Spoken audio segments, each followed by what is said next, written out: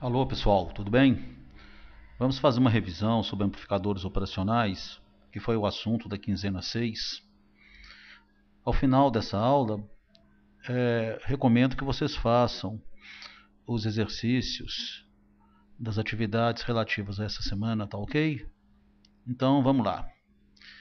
Vamos falar das principais características do amplificador operacional e suas configurações de circuitos para realizar funções matemáticas básicas, como a função inversora, não inversora, subtratora e a somadora. Beleza? Então vamos em frente. O amplificador operacional, como sabemos, é um CI, um circuito integrado, que dentro tem um circuito eletrônico complexo, formado por vários transistores, vários resistores, várias configurações específicas de circuito. Mas no final, ele se apresenta como um bloco funcional, com duas entradas de sinais e uma saída de sinal e duas entradas de alimentação. Repare bem, a entrada inversora é a entrada de sinal que, quando esse sinal aumenta positivamente na entrada inversora, na saída ele tende a aumentar negativamente. E a entrada não inversora? A entrada não inversora, quando o sinal aplicado a essa entrada aumenta positivamente, na saída ele também tende a aumentar positivamente. E uma saída que é feita pela composição, ou seja, pela soma desses dois sinais.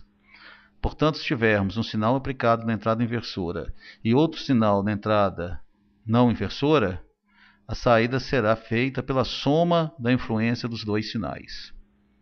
Ok? Outra coisa que é bom repararmos é que a maioria desses circuitos são alimentados com tensão simétrica, mais VCC e menos VCC. Por exemplo, mais 15 volts e menos 15 volts. E não necessita de terra para funcionar. Características gerais do CI. Repare bem, a resistência entre as entradas inversora e não inversora é infinita, no caso ideal, ou muito grande, no caso real. Então não existe corrente de entrada nesse circuito. A resistência de saída é muito baixa, no caso ideal seria zero. O ganho de tensão, internamente existe uma fonte de tensão, cujo valor é o ganho do circuito, vezes a diferença entre as tensões nas entradas inversora e não inversora, ou seja, AVD. Só que esse ganho de tensão tende a ser muito alto, o ideal seria infinito. E outra característica é o seguinte, como a saída é fruto da diferença entre as tensões das entradas inversora e não inversora, se as entradas forem iguais, a saída é zero. Ou seja, o circuito anula sinais iguais aplicados simultaneamente às entradas. E só de novo chamando a atenção para esse terra interno. Repare, a saída é VO em relação a um terra interno.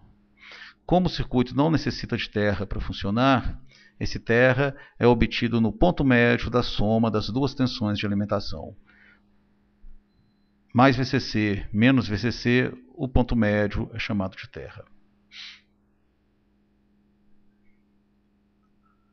Outra coisa interessante a se falar desse circuito é o conceito de realimentação negativa. Na realimentação negativa, quando ela aparece, ela faz duas coisas. Possibilita o controle do ganho do circuito e faz com que o potencial na entrada inversora seja igual ao potencial na entrada não inversora. Bom, possibilidade de controlar o ganho. Vamos dar uma olhadinha no próximo slide. Repare esse circuito.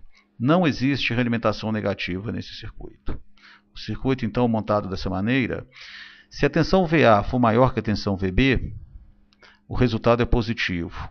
Vezes um ganho muito grande, muito elevado, que seria infinito, faz com que a saída seja aproximadamente 90% de VCC, ou seja, tensão de saturação positiva. Por outro lado, se a entrada VI aplicada em VA for menor que VB, que é a referência do diodo Zener, o resultado é negativo e a saída será menos 90% de VCC, porque a diferença é negativa, vezes o ganho muito alto, daria isso. Por outro lado, repare o circuito 2, o circuito isolador. Tem realimentação negativa feita por um condutor. Nesse circuito, o ganho é 1. Repare, o ganho, que antes era infinito, agora foi controlado para o valor de 1. Nesse circuito, Se VI for, por exemplo, meio volt, a saída também será meio volt. É fácil ver isso. Já que a realimentação negativa faz VA igual a VB, o sinal VI está presente no terminal A e no terminal B, que por sua vez está ligado na saída. Então, a realimentação negativa nos dá duas características, né? Ela permite o controle do ganho e faz com que o potencial na entrada inversora seja igual ao potencial da entrada não inversora. Primeiro circuito matemático básico é o inversor, ou seja, multiplicar o sinal de tensão de entrada VI por uma constante negativa. Então a saída é menos KVI. E esse K é a relação RF sobre R1.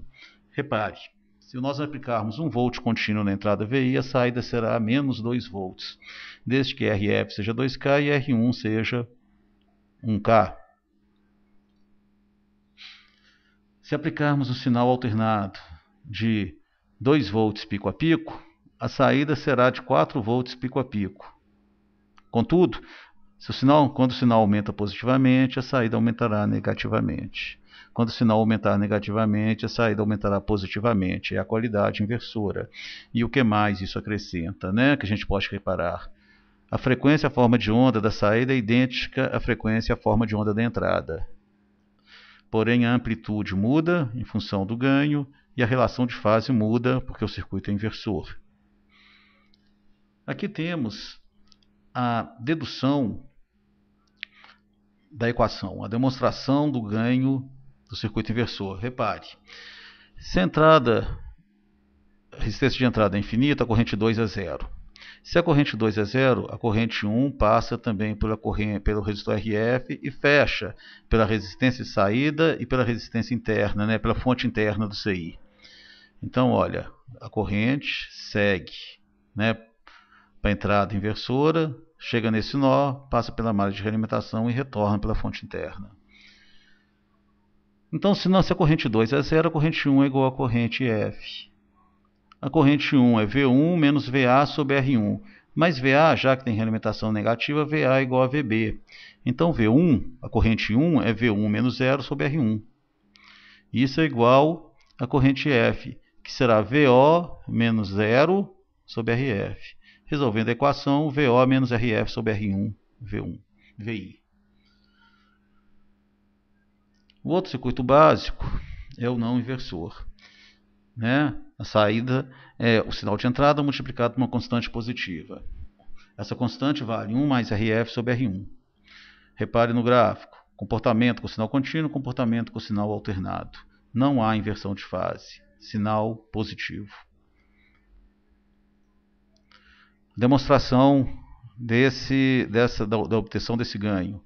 Corrente 1 é igual a corrente I2. VA é igual a VB. Então, VA equivale à tensão de entrada VI. Nessa situação, né, a corrente 1 é VA menos 0 sobre R1 e a corrente F, VO menos VA sobre RF. Trabalhando as equações, VO, RF sobre R1 mais 1 VI. O circuito subtrator. O circuito subtrator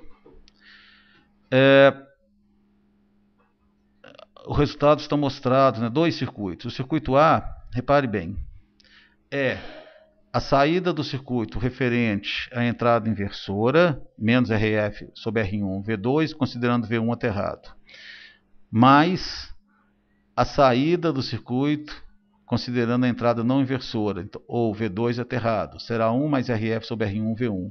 Então a soma dos dois, 1 mais RF, R1, V1, menos RF sobre R1, V2. A soma dos dois, né, os dois sinais, nos fornece o sinal de saída.